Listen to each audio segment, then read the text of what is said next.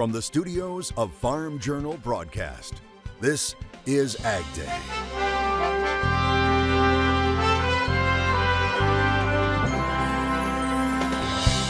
Keeping mental health top of mind. We're raised to be proud of what we do and how we do it, and we don't want to look weak and we don't want to feel weak.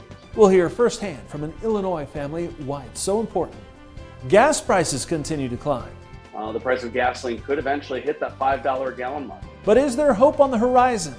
Plus, drought and dryness is disappearing. We have edged below 50%. The latest drought monitor and what to expect this summer, right now on AgDay. Good morning, I'm Clinton Griffiths. Now, a couple months ago, an expanding summer drought was at the top of the list of concerns this growing season. Well, the latest drought monitor easing some of those fears, with the contiguous 48 states now seeing its lowest levels of drought and dryness in 9 months. Now, you have to go back to September of last year to find a similar comparison. Currently, 58% of the country is facing some level of drought or dryness. In March, it was as high as 75%. Looking at just the drought categories, USDA meteorologist Brad Rippey says this is the first time since last November that less than 50% of the lower 48 are in the D1 to D4 drought categories. Now that breaks a 27-week streak and falls short of the all-time record set back in 2012 and 2013 when 42 consecutive weeks had at least half of the country in drought.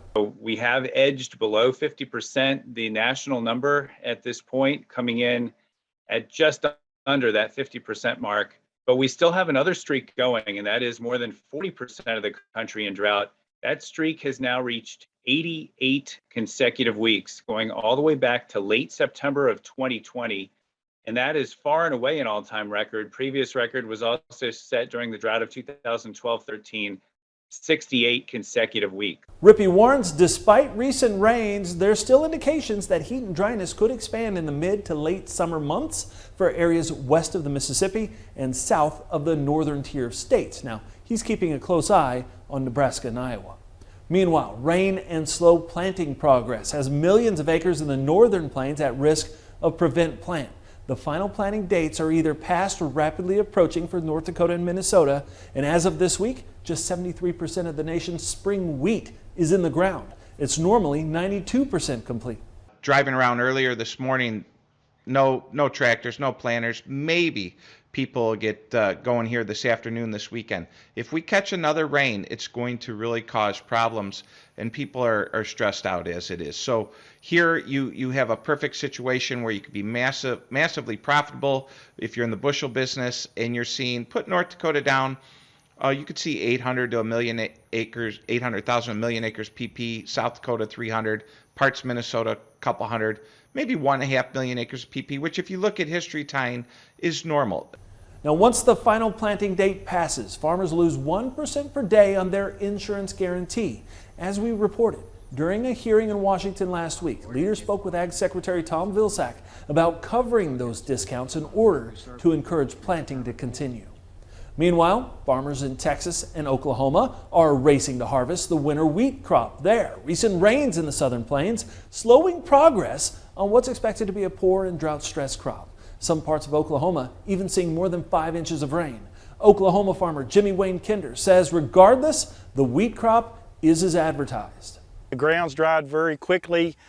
We've had close to 100-degree weather with the wind blowing 24 hours a day, so it's been drying it out. Western Oklahoma, we're kind of short of wheat crop, so they're able to travel pretty fast across the acres, and our yields are anywhere from 10 to 30 bushels so far, and that's kind of what we've expected. Kinder says with such a short crop, there are few custom harvesters in the area this year and no lines at the elevator. In California, the drought situation continues. 60% of that state now in the worst 2 categories of drought. Starting this week, millions of people went under new water restrictions in what's being called the worst drought in 1,200 years. Stephanie Elam reports. With no rainfall and record high temperatures exacerbating the already dry conditions, the Southwest megadrought is intensifying. 11% of California is now in exceptional drought, the worst designation according to the U.S. Drought Monitor. Add to that Lake Mead, the nation's largest reservoir, which keeps draining to unprecedented lows. From human bones to old boats. See if it'll start. The precipitous fall is revealing secrets long hidden underwater. There's probably 2 V8 engines under the mud. For the first time, Lake Mead, which supplies water to millions of people in the West, has fallen to a level that may force the federal government to institute a second tier of unprecedented water restrictions, following the first round of cuts in January. Officials now say it's likely to drop another 12 feet by this fall. By September 2023, the government expects the lake will only be 19% full. For the Southwest, that could mean the most severe level of water cuts. We're falling about a foot a week right now because of the agricultural demands downstream. California is one of those states that relies on water from Lake Mead. Its 2 largest reservoirs, Shasta Lake and Lake Oroville, are at critically low levels, at just half of their historical averages. We are doing what we had signaled was likely to happen. For months, Governor Gavin Newsom has called on residents and businesses to voluntarily cut their water usage by 15%. But in March, urban water usage rose by 19% from the same month in 2020, spurring Newsom to pressure the state's largest urban water suppliers to beef up their water conservation efforts or potentially face a significant reduction in water use statewide this summer. All this, and it's not even summer yet. The spring storms are firing up across the southeast this week, but a system even further south has folks keeping a close watch. Let's bring in meteorologist Matt Yurosavik with more. Matt?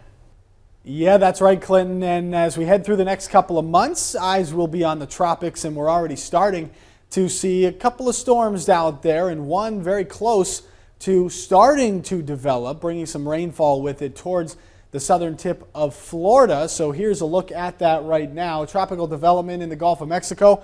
Probability is 80% over the next 4 days, and it is heading towards the southern coast of Florida. And if we look at this, put this kind of into motion, you can kind of see where that center is as this storm system moves in. Gusty winds and very heavy rainfall coming along with this. Very slow moving storm system is on the way, lasting through at least the first half of the weekend before things will start to dry out. But take a look at these rainfall totals. Southern part of Florida, really from Tampa and Daytona Beach on to the south. Fort Myers down to Miami, seeing some very heavy rainfall. Could be upwards of 4, 5, or even 6+ inches of rain. That's something that we'll continue to keep an eye on.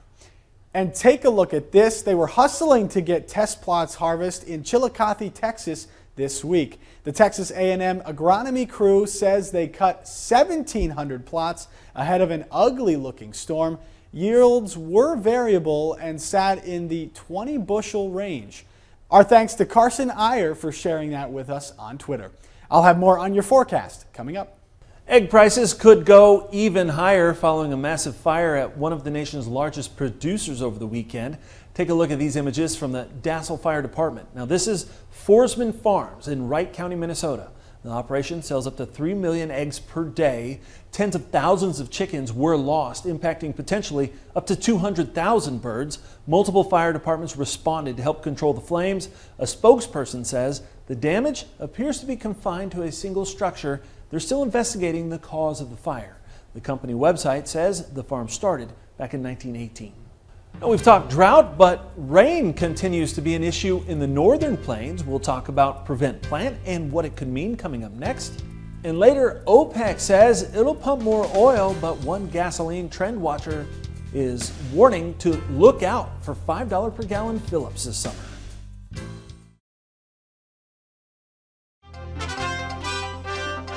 So how wet has it been in North Dakota and Minnesota? AgDay's Michelle Rook continues our look at the Prevent Plant potential this season in today's analysis. Joining us this morning with market analysis, NDSU's Frayne Olson. Frayne, certainly a lot of continuing discussion about Russia allowing Ukrainian exports. What is the likelihood of that actually even happening? Well, this all falls into politics. So actually, we have two pieces. We have the politics piece, and then we have the logistical piece.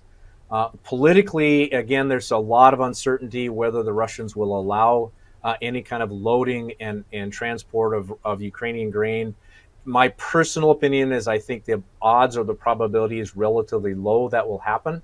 Even if it does happen, we still have the logistical issues of being able to get the vessels into the Black Sea region, into the ports to be able to get loaded, and then also transit back out. So I know there's been several of the major loading facilities in Ukraine that have been destroyed or have some kind of damage to them. The port of Odessa right now seems to be the most likely port to be able to fill Ukrainian grain if it is allowed to ship through. But also shipping rates are exceptionally high, in particular transiting in there because of the war and the risk that these vessels might get damaged. So we'll have to wait to see, but I think the probability is relatively low, and if it does happen, it'll be likely smaller quantities. Yeah, like what kind of quantities are we talking about? What percentage below normal? So I would, in a typical year, they can transit and get out a significant amount by vessel. If we could get something loaded, my best guess would be 50% at best. If again, a logistical system was set up to handle that, but there would have to be some lead time to be able to get everything coordinated and then the flow of grain to be able to have the right amount of grain in the right place. Well, appreciate your insight as always. Thanks so much, NDSU's Frayne Olson, joining us here on Ag Day. More Ag Day coming up.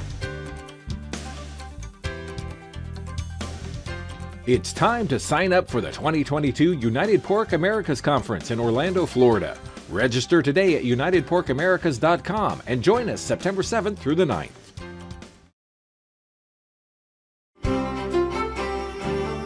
Meteorologist Matt Yurosavik joining us here, taking a look at the drought monitor. When we started the show looking at this, still really hot and dry though through the southwest and west. Yeah, and it's been that way over the past couple of weeks, and it looks like at least through this week, they're not going to be expecting much rain, maybe a few pop-up storms in New Mexico and Texas, but we're going to keep an eye on that as we head through next week as well. And you can see some of those improvements with that drought monitor definitely coming through parts of Texas and especially up here in the upper Midwest. This is where we've got a lot of rain over the past week. Parts of North Dakota, South Dakota, up into Minnesota and Wisconsin. Saw a lot of rain out there. Still, though, saw some rain in parts of Montana. Not enough, though, to really put a big dent in the drought there, and still extreme to exceptional drought conditions from places like San Antonio up toward Dallas and then west to Amarillo, El Paso, and all the way towards the San Joaquin Valley. And then there is still just a few spots here in the east and the southeast coast where we've got some abnormally dry conditions that will be kind of hanging on. So here's a look at the rainfall as we head over the next couple of days, and we'll head through the weekend and into early next week. Notice this right here, more rain right through the center part of the country. So if you've got some planning to do over the weekend, places like Nebraska up to Iowa, probably get it going, because by Sunday and Monday we'll be looking at more rain right there through the middle part of the country. Notice, though, no rain back in the southwest. It's going to be hot and dry there, and we're going to be very warm and humid in the east, with the potential for some tropical moisture there, as we highlighted a little bit ago. So right now we've got high pressure in the center of the country, cold front moving east. That's going to keep that tropical moisture from coming inland into the southeast. That's really going to push it right through the southern part of parts of Florida there. You can see that low coming into view with that heavier rain, and then some showers and storms across the northern plains, and another storm system bringing some rain and some cooler temperatures there into the Pacific Northwest as we head through Saturday evening. Here's a look at those temperatures. Very warm, very humid in the east, hot and dry in the southwest, cooler through the middle part of the country, but still into the 80s and 90s across most of the southern half of the country. Staying cooler, though, northern Great Lakes and northern plains. And this is why you can see the jet stream, very zonal pattern, cooler to the north, warmer to the south, and it's going to stay that way at least as we head into the first part of next week, before we see any big ridges try to form as we head through the second half of next week. Could be a little bit warmer in the west. That's a look around the country. Now let's take a look at the weather where you live. Naples, Florida, breezy with heavy rain and storms, a high of 81 degrees. Stronger thunderstorms likely in Amarillo, Texas, a high of 74. And mostly cloudy with evening showers in Jordan, Montana, a high of 71. Your next piece of equipment is on MachineryPete.com. Search equipment from dealerships across the country to find what you're looking for. Only on MachineryPete.com.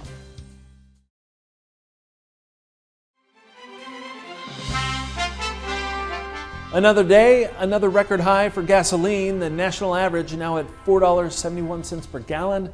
Americans are on track to spend $626 million more on gasoline this year compared to a year ago. Now, GasBuddy tracks real-time fuel prices at more than 140,000 gas stations in the U.S. and Canada. It says signs point to the possibility of $5 as the national average gas price yet this summer. Well, it's almost like every 5 minutes I see the little live indicator tick up on our GasBuddy data. We are now at 470 and 4/10. What about 15 minutes ago? We were at 470. So we continue to actively climb here throughout the day. This is a culmination of a big jump in the wholesale price of gasoline that happened last week. I think gasoline could be headed the way of diesel, potentially, at least nationally. The price of gasoline could eventually hit that $5 a gallon mark. Now, there is some hope. On Thursday, OPEC agreed to increase production over the next 2 months. The move would increase supplies by nearly 650,000 barrels per day. However, oil prices, well, they rose on Thursday, trading above $115 per barrel. The faux meat market in Kansas is getting a little clarity. The governor signing a law that requires producers of alternative meat products that use meat terms to add a disclaimer to the wrapper. The disclaimer must give clear indication on the label that the product does not contain meat. Now, the Kansas bill says the wording must be in a prominent and conspicuous font size and near the product's meat term. That wording could include things like vegetarian, vegan, meatless, meat-free, plant-based, or another approved term. Without it, the items will be considered misbranded in the state. Now, it's been a stressful few years for the entire country, which is why mental health is such a hot topic these days. We'll hear firsthand from an Illinois couple that always keeps it top of mind. In the country, next.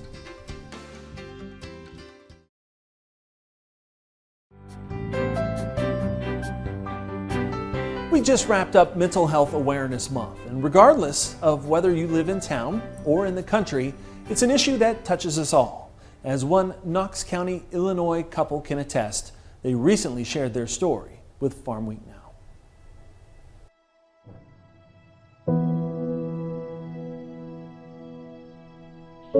So Matt and I met, we were crop scouts for a local crop production business, and so we actually literally walked fields all day, every day together. We got married September 1st of 2012. I was looking forward to that newlywed stage of moving in together and figuring each other out and just going to friends' weddings and having fun. We're raised to be proud of what we do and how we do it, and we don't want to look weak and we don't want to feel weak. We would bring it up to my dad that, you know, things aren't right. He'd been fighting demons for a while. I don't know if any of us knew how bad they were. Liz and I had only been married just over a year, and our lives changed drastically. So yeah, October of 2013, my dad committed suicide. We were fortunate. We had gobs of help from neighbors and family and friends to help us get us through. I think it made us not only stronger as a couple, but it made us better farmers, but at the time it didn't seem like it. Adrian DeSutter contacted us asking if we'd want to start talking about this, and we said absolutely. You know, there's no reason that anyone should go through this or feel like they have to go through it alone. And then we started to hear from people saying, like, I didn't know of a resource until you guys talked, and there was resource cards at the available for phone numbers to call. And once that happened, it clicked with us that, no, this is part of our purpose now. and our purpose is to try and keep this from happening to other people. I think the older generation is probably the ones that have the biggest problem of mental health because they were taught not to talk about it. And my generation knows it's a problem, and we aren't afraid to talk about it. And I think if you're not afraid to talk about it, then you're not afraid to get help. Our thanks to Farm Week Now for sharing that story with us. And that's all of our time this morning. We're sure glad you tuned in. From all of us here at AgDay, I'm Clinton Griffiths. Have a great day out in the farm country.